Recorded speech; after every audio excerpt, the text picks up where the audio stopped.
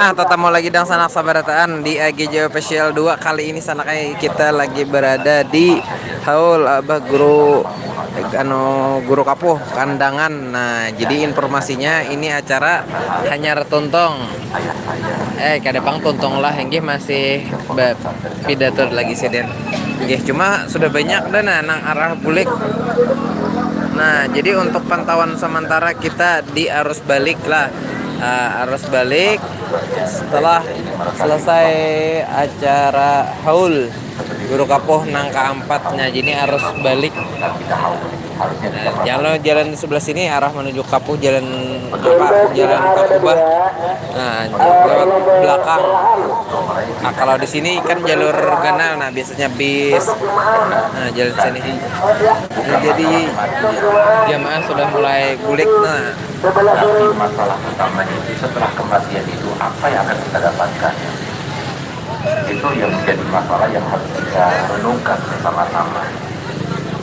Suatu renungan yang harus kita renungkan bersama-sama. Kenapa sahabat Nabi yang berjumlah 120.000 setelah meninggalnya Nabi itu mereka itu tidak mau berubah keadaannya? tausiah, ini masih tausiah.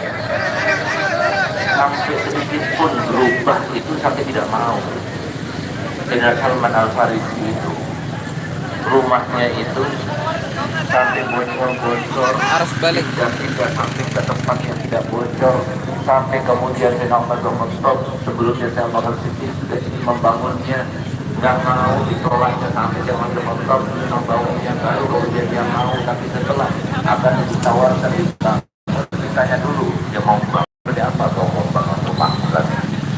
Nah, Maka kemudian yang membangun menjawab jangan bangun seperti itu. pantauan arus balik haul Guru Kapuh nang keempat. Nah, tepatnya ini di apa tadi?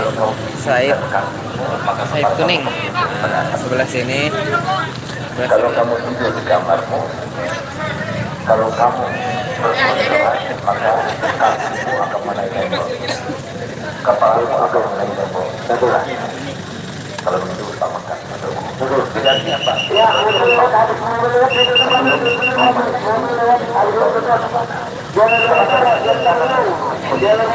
Sampahnya sedikit daripada dunia yang dia dapatkan.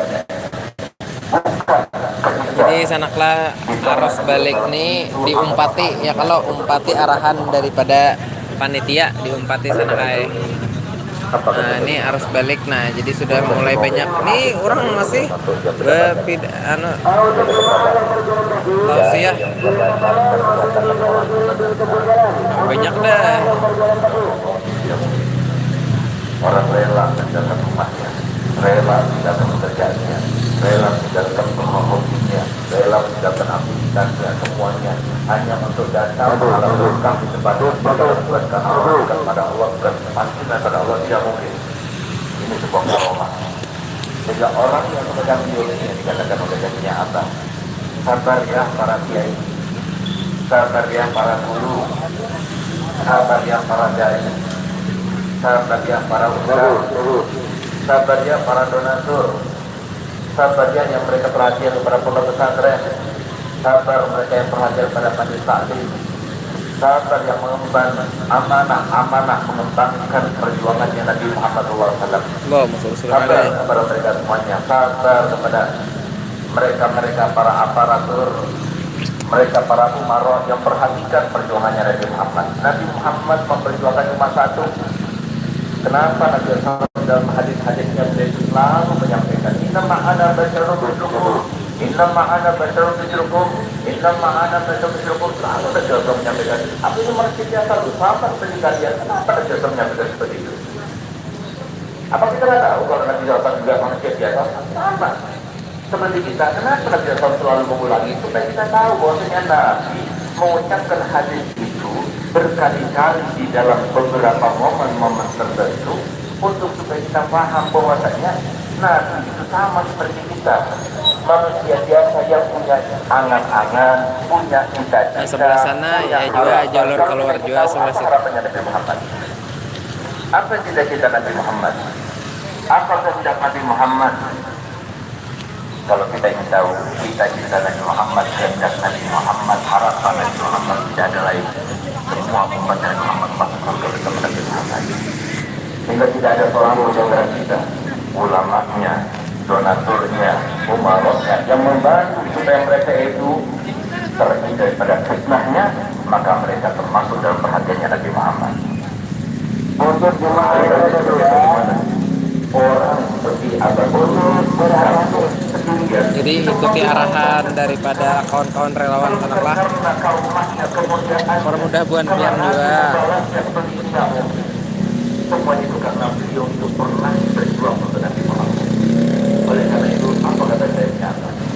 Terus kalian wahai para sabar. Sabar untuk dia itu sabar.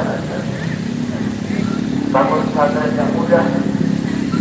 Kalian waktu bangun pesantren datang bawa proposal kemana-mana.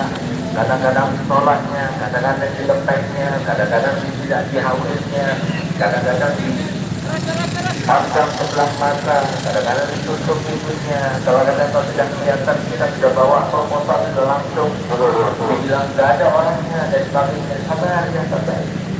Saya masih sabar menghadapi para santri anak-anak kali sebagainya. Sabar. Dakwah ke sana kemari sabar. Kenapa? Kalian itu tidak bekerja kepada manusia. Ketahuilah, pondok pesantren sekarang yang ditinggalkan oleh Abu Guru Kampung, begitu pula pondok pesantren ditinggalkan oleh siapa? Para kiai, para guru dan sebagainya, termasuk dakwah yang ditinggalkan oleh atas saya Abah sendiri. Pondok pesantrennya atau Guru Ahmad, pondok pesantrennya atau Guru Teror, semuanya itu bukan yang beliau. Semua pondok pesantren yayasan, pondok pesantren yang milik Allah dan Rasulnya Muhammad. Mereka itu cuma khodimul ma'had, pengasuh pondok pesantren. Khodimul ma'had itu artinya pembantunya pondok pesantren. Makanya dari yang bilang sabar ya. Pengasuh itu sabar. Kalian itu pelayan, bukan pelayan manusia, tapi pelayan kepada Allah, pelayannya Nabi Muhammad. Nabi Muhammad pernah bersabda dalam hadisnya, Ana khairu mukafi fa in ahsana ahadukum ila ahadin wa lam yukafihu wa ana ukafihu yaumil qiyamah. Kalau ada di antara kalian yang berbuat baik kepada orang lain, lalu orang lain itu tidak membalasnya untuk kalian, jangan khawatir, aku yang akan membalaskannya untuk kalian kelak nanti di hari kiamat. Kalau kalian sedangkan ada yang berbuat baik kepada orang lain, lalu tidak mendapatkan balasan darinya, beruntung kalian, karena orang berubah itu balasnya untuk kalian. Apalagi kalau dia datang membantu pada pesantren, membangunkan satu lokal, dua lokal, nggak mampu bangun kaki, bantu satu semen, bangunkan banyak sa'ud dan sebagainya, bantu para ustaz, para kiai dan sebagainya. Bukan bantu mereka, bantu Nabi Muhammad. Paling besarnya fitnah zaman sekarang ini adalah fitnah kebodohan. Dan kalau tidak benar, kalau umpama kita melakukan ini, sholat dan sebagainya, yang paling senang itu kalau kita mengatakan kebodohan. Mereka kenal dengan Allah, mereka kenal dengan Muhammad, mereka kenal bagaimana berbakti orang tua, mereka kenal bagaimana menjadi suami yang baik, mereka kenal bagaimana mendidik anak-anak dan sebagainya. Ini yang diperlukan. Sekarang kita baca, maaf, berapa waktu yang lalu, berapa tahun yang lalu, saya ini pernah ketemu dengan ketua asosiasi dokter Kalimantan Tengah. Terus kebetulan pada waktu itu beliau berkata begini kepada saya, saya mau tanya, di Indonesia itu kan sekitar 175 juta pada waktu itu. Ya, ada Indonesia. Saya mau tanya, yang pernah ketemu sama ulama langsung, selamat, duduk, belajar, mendengar langsung kepada ulama, dari sekian juta itu berapa persen? Saya terkini, saya terbentuk, saya terkaget-kaget pada saat itu. Kenapa? Gak ada pikiran saya semacam itu. Lalu saya bertanya, apakah ada yang tidak benar? Ada itu. Sampelnya diambil dari mana? Sampelnya diambil dari 20% pada waktu itu. Berapa hasilnya? Saya terkaget-kaget pada waktu itu. Kenapa hasilnya cuma 82% tidak pernah ketemu langsung dengan para ulama, tidak pernah berselamat dengan ulama, tidak pernah kenal dengan ulama. Bagaimana mereka kenal? Sehingga baru-baru ini ada sebuah peristiwa yang katakan yang sholat 5 waktu, itu itu nggak sampai 30% di Indonesia. Apakah Nabi Muhammad SAW nggak sedih? Apakah kita melihat mereka itu bukan saudara kita? Saudara kita. Allah Ta'ala mengatakan di dalam Quran ini innamal mu'minuna wah. Kalau kita ingin tahu bagaimana mutu keimanan kita, lihat mereka semuanya ada di sana. Yang ada di sini maupun di luar sana. Kalau kita mengaji, kita lihat mereka itu, ini orang Banjar, ini orang Jawa, ini orang Madura, ini orang Bugis dan sebagainya, bukan orang beriman. Kalau kita lihat, ini saudara saya, ini kakanda saya karena lebih tua, ini adik saya karena lebih muda, nah itu baru orang beriman. Semua saudara kita. Itulah ajaran Nabi kita Muhammad SAW. Itulah ajaran Al-Quran. Mereka saudara kita. Mereka nggak mengerti karena mereka nggak ada yang tahu. Mereka nggak paham. Kita harus beritahu kepada mereka. Kita harus dekatkan kepada mereka, para ulama. Ya, kita punya uang dekatkan kepada mereka. Apalagi Nabi Muhammad SAW sudah memberikan motivasi bagaimana dalam hadis yang mengimbau uang itu adalah kesempatan. Sahabat itu ada kesempatan, ilmu itu ada kesempatan. Ayo kita gunakan itu semuanya untuk mendekatkan supaya kita itu dekat kepada orientasi kehidupan kita di dunia ini. Kita cari sesuatu. Apa yang kita cari? Ridhonya Allah. Dan kita cari kualitasnya Allah. Semuanya capek. Orang kaya capek, pejabat capek, orang alim capek, semuanya capek. Tapi kita cari hati ridhonya Allah. Jangan sampai kita lupa. Bahwa Allah sudah yang kita cari cuma ridho Allah, kita lupa yang kedua macam setan yang kita lupa akhirnya kita keluar daripada jalurnya sampai kita lupa.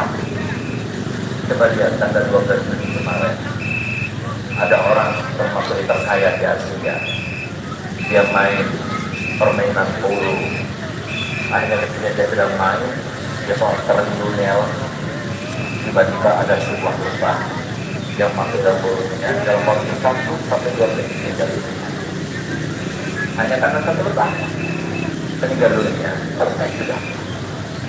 Berbeda ada loh. Saya tak guna sahabat boleh maju. Selesai sudah. Apa yang didapatkan? Habis sudah uangnya. Istrinya bakal kawin lagi. Anak-anaknya bakal rebutan warisan. Itulah maksud dari Nabi SAW. Dia buruk ada maju malu. Ila ma'akal tafakni, atau nabi tafakni, atau masyarakat tafakni, wa